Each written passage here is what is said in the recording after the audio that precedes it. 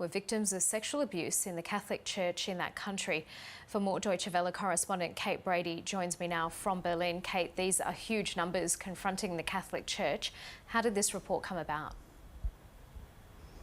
Well, this report was prepared by an independent commission set up by some French Catholic bishops around 2.5 to 3 years ago. And the aim of the report was really to shed light on abuse in the church, but also to try and restore some trust in the church. I'll let you decide whether or not both of those aims were really achieved through this report. But the commission was actually made up of 22 people, including sociologists, theologians, also people from different faiths as well, and the result was this huge report, 2,500 pages, documenting decades of sexual abuse in the Catholic Church.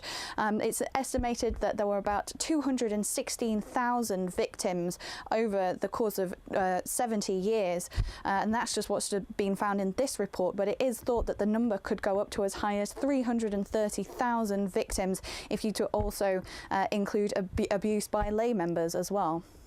And can any of the alleged perpetrators still be pursued for legal action?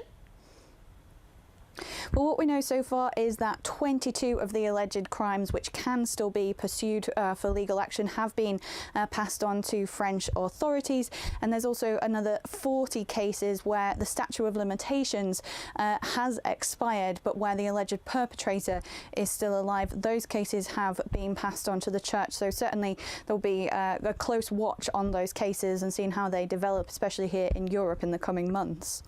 Kate, this isn't the first report of its kind in recent years. What's the Catholic Church doing to clamp down on sexual abuse?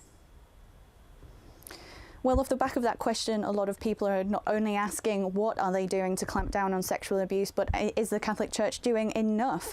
And it was in May 2019 that Pope Francis issued a new church law which requires nuns and priests around the world to report cases of sexual abuse, and also cases where sexual abuse there's been attempts to try and cover it up. There's a requirement there now for them to report it, but not to police, only to the church. And so, as a lot of people are asking whether or not that goes far enough. Earlier this year, Pope Francis again saying that there needs to be a process of reform in the Catholic Church, but of course for these hundreds and thousands of victims, that reform or hopes for a reform have certainly come too late.